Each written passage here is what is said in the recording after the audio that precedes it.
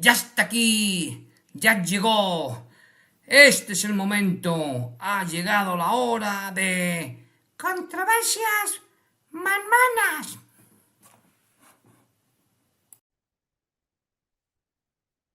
Hola, mis estimados amigos oyentes. Bienvenidos una ocasión más a Controversias Mormonas. Yo soy Emanol, el profeta desconocido, y esto es el capítulo 11 de Nadie conoce mi historia, la biografía no autorizada de José Smith, escrita por Fawn Browning, quien fue una escritora de autobiografías que también fue miembro de la Iglesia de Jesucristo de Santos Últimos Días hasta que fue excomulgada, principalmente patrocinada o apoyada por su tío, que era aquel que fue luego profeta de la Iglesia, David O'Mackey.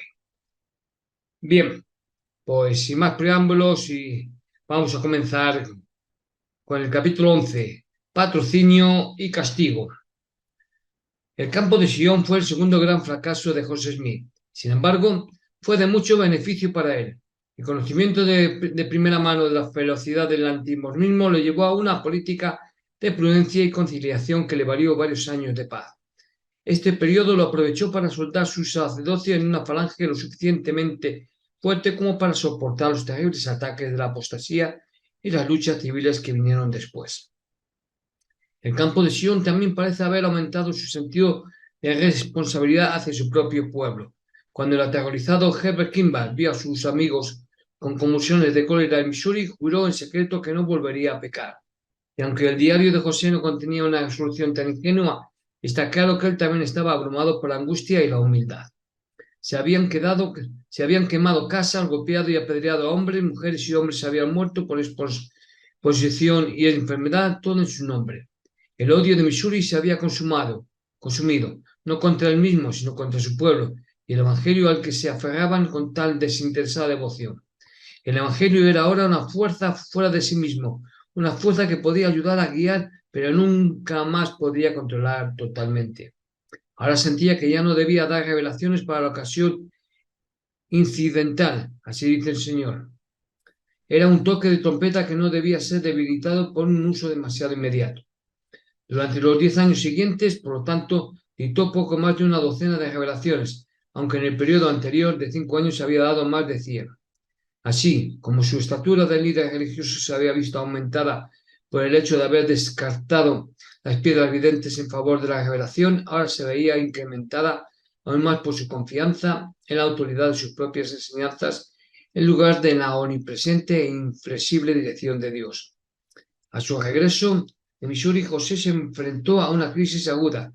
Lejos de ser un segundo Moisés, había dejado la colonia exiliada aún fuera de la tierra prometida y había regresado con poco más que palabras de consuelo para las familias de los 14 muertos. Isla lo recibió con una hostilidad que superaba sus peores temores, ya que Sylvester Smith se había apresurado a regresar con una triste historia de derrota sin honor.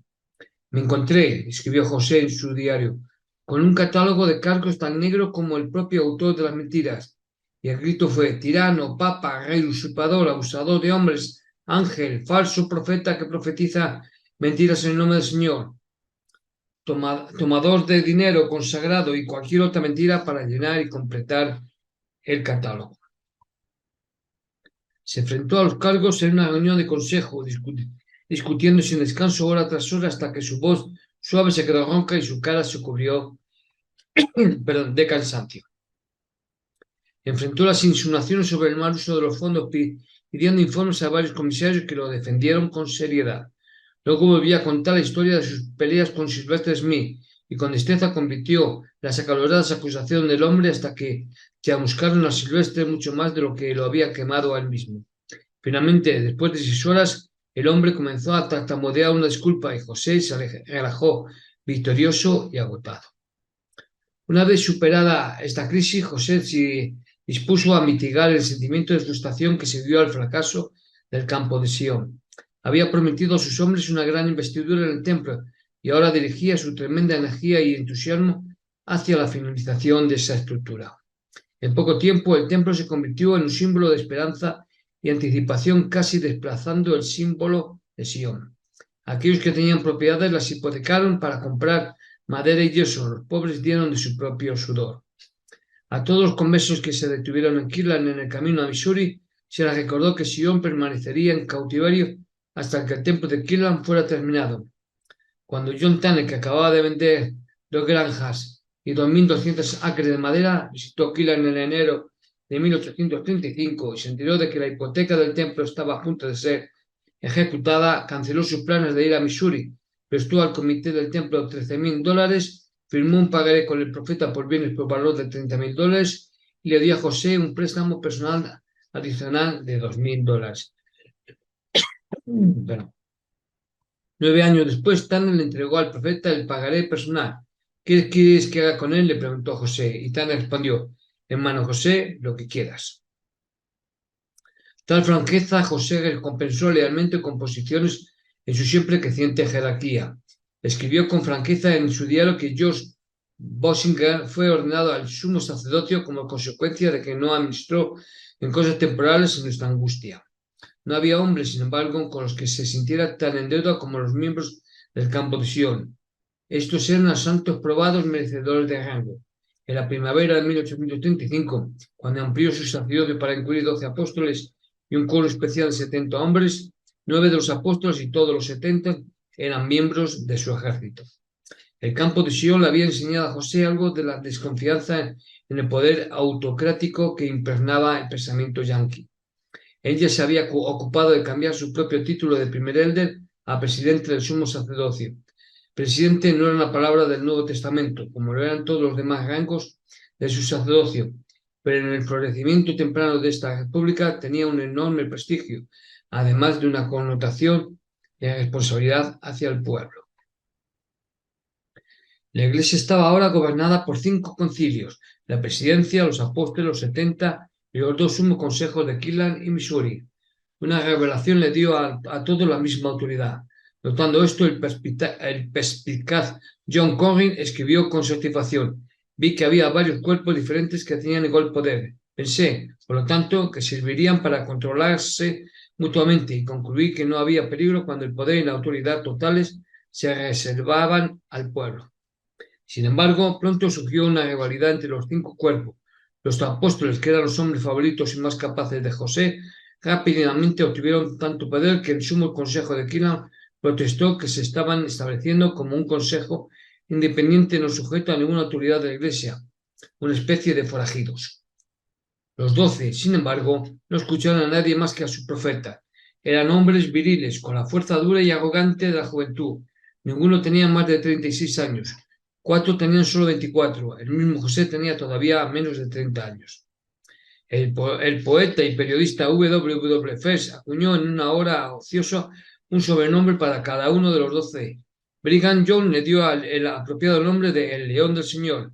Al estudioso Sopral lo llamó el medidor de filosofía, y a su gran hermano proselitista Parley, el arquero del paraíso. Lyman Witt, general del campamento de Sion, se convirtió en el carnero salvaje de las montañas. Estos felices epítetos se pegaron a los hombres de por vida. La constante lucha por el poder entre los consejos pronto les hizo ver a José que la igualdad era imposible. El deber del presidente finalmente decretó es presidir toda la Iglesia y ser como Moisés.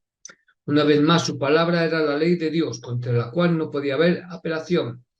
Pronto se anunció oficialmente que un insulto a José sería considerado un insulto a todo el cuerpo, y el sumo consejo se aseguró de que esta regla fuera respetada. Una vez, cuando José pidió una donación de $12 para pagar un libro de registro, y Henry Green dijo en privado que pensaba que el profeta estaba extorsionando más que el costo del libro, fue apartado de la Iglesia por el comentario. Básicamente, por lo tanto, la organización de la Iglesia siguió siendo autocrática. Solo los atavíos eran democráticos. Los miembros votaban a los oficiales de la Iglesia 2 veces al año, pero solo había una lista de candidatos y fue seleccionada por la primera presidencia, compuesta por el propio José y sus 2 consejeros.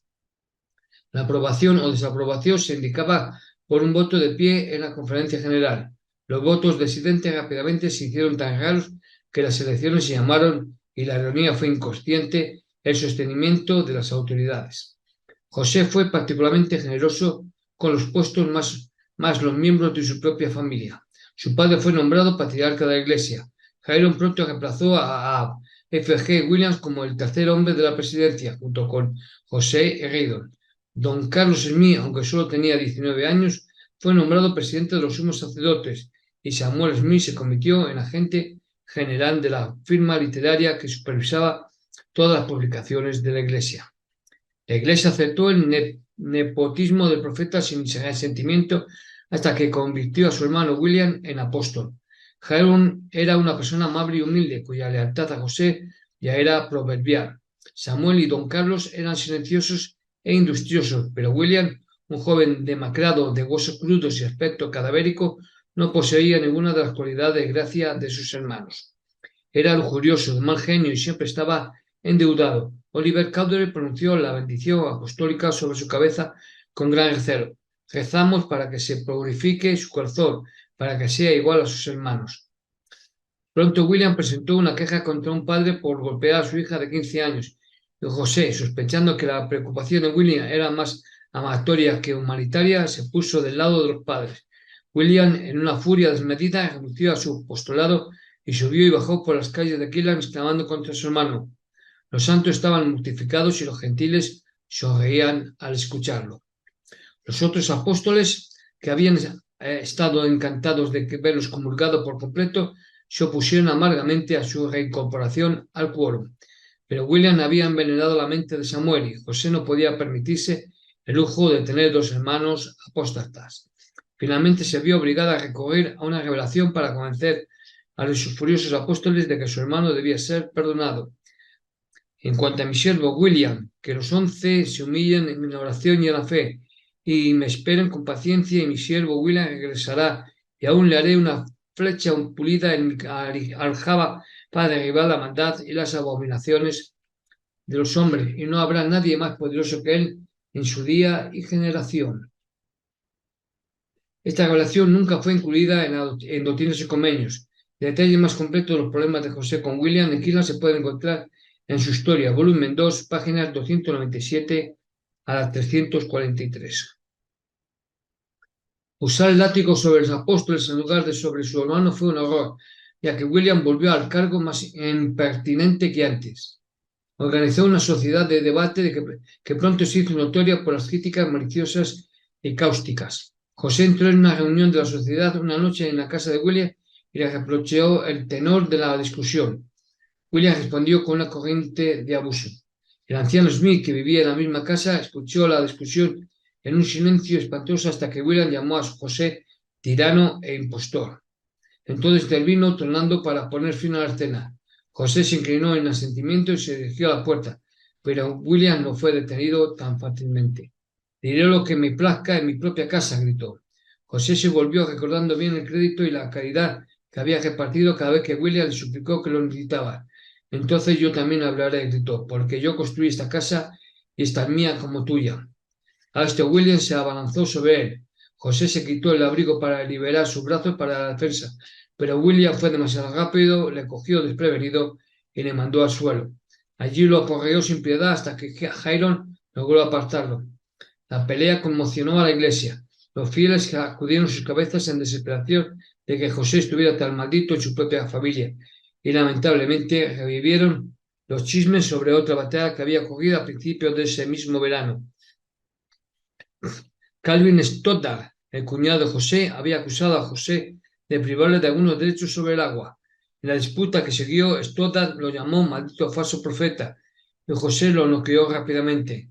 Stoddard presentó una demanda por agresión, pero cuando el caso llegó a los tribunales, ya se había suavizado lo suficiente como para perdonar al profeta públicamente y el juez emitió debidamente un veredicto de absolución. Lo que más preocupaba a los conversos sobre estas disputas familiares era que tanto Stoddard como William Smith habían llamado a José un falso profeta. Esto era tanto una herejía como una grave ofensa al decoro. Si ellos honestamente dudaban de José, debían tener la decencia de al menos guardar silencio y no gratificar a los gentiles. Los fieles decían infelizmente, un profeta no carece de honor, excepto en su propia familia. Nadie en Kirtland estaba más indignado con William que sus compañeros apóstoles, que ahora forzaron su renuncia. José luchó contra esto. La paliza de William lo había paralizado por varios días y fue una bofetada punzante a su orgullo, ya que era vanidoso de su destreza en la lucha. Pero la unidad de su familia era una de las piedras angulares sobre las que había construido su carrera, y a excepción de William era una piedra jugosa. Bueno, os contaré que el acta del tribunal se encuentra en el Tribunal de Causas Comunes, condado de Geauga, Ohio, bajo la fecha del 16 de junio de 1835. El Painesville Telegraph, en respuesta a una petición de José Smith de que se hiciera pública la notificación de la solución, publicó íntegramente el testimonio prestado en el juicio, la mayor parte de la cual fue de carácter divertido y no demasiado halagüeño. Voy a ser el 26 de junio de 1835. Esto con lo que respecta a lo que hemos hablado de Stoddard, de Calvin Stoddard. Bien, continuamos. La idea de su rotura hizo que se desvaneciera todo el dolor de la dignidad herida. Te perdono sin reserva, escribía William en una carta que se hizo pública en breve, y conoces mi disposición inquebrantable e inalterable, sé en quién confío. Estoy de pie sobre la roca, las inundaciones no pueden, no me derribarán. Sabes que la doctrina que enseño es verdadera, sabes que Dios me ha bendecido. Traje la salvación a la casa de mi padre como un instrumento en las manos de Dios, cuando estaba en una situación miserable. Y si en algún momento me consideras un impostor, por el amor de Dios, déjame en las manos de Dios y no pienses en vengarte de mí tú mismo. La tiranía, la usurpación y el quitarle los derechos a los hombres siempre ha sido y será desterrado de mi corazón. David no quiso matar a Saúl, aunque era culpable de crímenes que nunca entraron en mi corazón.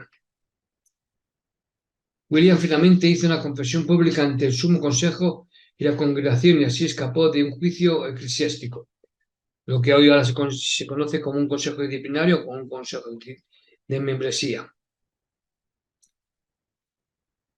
William finalmente, José usualmente trataba de conciliar a sus enemigos en vez de sacarlos a golpes de su iglesia. Su único látigo era la confesión pública, un arma punzante por derecho propio, pero diseñada para tener el efecto opuesto a una excomunión. La mera amenaza de tal confesión era suficiente para detener a los delincuentes. Pero con William el dolor de la confesión era pasajero, nunca dejó de ser una espina.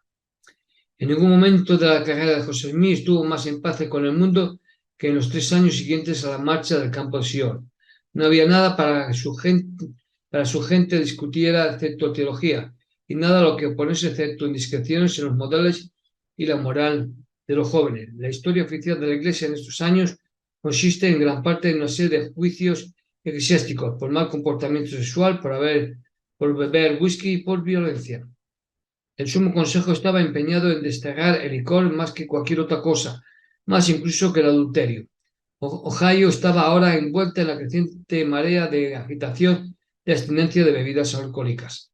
En 1834 había 5.000 sociedades de sobriedad en los Estados Unidos, con más de 1 millón de miembros. El 90% de ellas vivían en el norte de la línea de Mason-Dixon, y la mayoría se concentraba en Nueva York y Ohio. Después de 1836, cuando la American Temperance Society adoptó la abstinencia total en su plataforma, apenas había un predicador protestante en la selva occidental que no hubiera hecho la promesa. También se abusaba de estimulantes menores. Al tabaco se le llamaba la droga de que provoca nervios y paraliza el alma. Una lujuria carnal e impía. Se deploraba el café como excitante del amor y se pensaba que beber té era tan malo como tomar ponche. Las modas alimenticias y las curas alcohólicas varían periódicamente en la nación. El popular Journal of the Head, publicado en 1829 a 1835, sostenía que el uso moderado de la carne era responsable de la robustez de los irlandeses y recomendaba una dieta vegetariana. La abnegación no estaba más de moda que entre las sectas menores.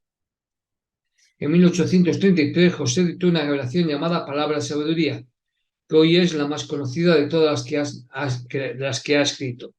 Sugería que los miembros de la Iglesia se abstuvieran del tabaco, el alcohol, las bebidas calientes, que usaran el vino solo en la comunión y la carne solo en invierno.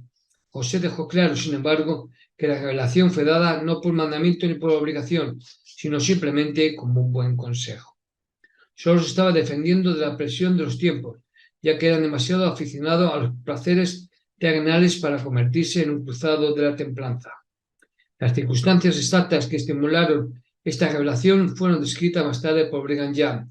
Los líderes de José se reunían regularmente, dijo en una invitación encima de la cocina del profeta. Él más se quejaba amargamente después de cada reunión de tener que limpiar un piso tan sucio porque lo primero que hacían era encender sus pipas y, mientras fumaban, hablar de las grandes cosas del reino y escupir por toda la habitación. Esto hizo que el profeta pensara en el asunto y preguntó al Señor sobre la conducta de los ángeles en el uso del tabaco, y la revelación como la conocida como la palabra de sabiduría fue el resultado de su investigación. Durante algunos años, de hecho, José no se tomó en serio su palabra de sabiduría. Después de una doble boda en enero de 1836, escribió en su diario: tomamos entonces algunos refrigerios y nuestros corazones se alegraron con el fruto de la vid.